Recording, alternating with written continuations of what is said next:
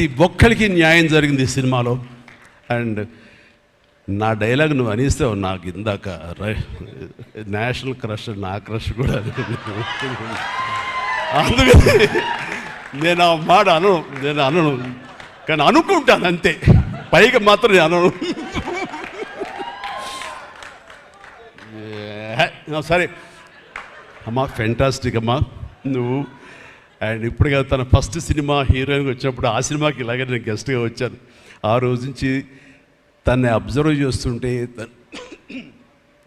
నటనా పరంగా కానివ్వండి, తన ఇమేజ్ పరంగా కానివ్వండి, day by day film after film ఎక్కడికో వెళ్ళిపోయింది. ఇది నేషనల్ క్రష్ కాదు, ఇంటర్నేషనల్ క్రష్ అయిపోయింది అమ్మాయి. అండ్ గాడ్ బ్లెస్ యూ అమ్మా, నువ్వు ఎంత బాగా పెర్ఫామ్ చేస్తావంటే నేను చూస్తుంటే నీ కళ్ళు తప్ప ఇంకేమైనా అట్రాక్ట్ చేసుకోవు, కళ్ళు ఒకలా చూస్తుంటావు నేను. అండ్ ఆ కళ్ళతో ఏం పలికిస్తుంది ఎక్స్ప్రెషన్ అంటే ఇంకా అంత ఇంత కాదు.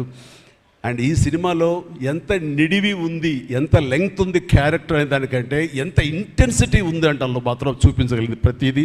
ముఖ్యంగా బిడ్డను హోల్డ్ చేసినప్పుడు ఆవిడ ఒక కన్న తల్లిలాగా, ఒక అమాయకంగా ఒక ప్రియుణ్ణి మోసపోయినప్పుడు వాడి వల్ల ఎక్కెక్కేసినప్పుడు నాకు చూడాలందులో సౌందర్య వచ్చేసి అప్పారావు వస్తాడు ఇంకా అటు కోసం వెయిట్ చేస్తానంటే పిచ్చమొహం అన్నట్టు ఫీలింగ్ వచ్చింది. అంత అమాయకురాలాగా ఉంది.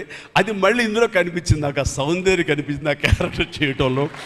You done fantastic job.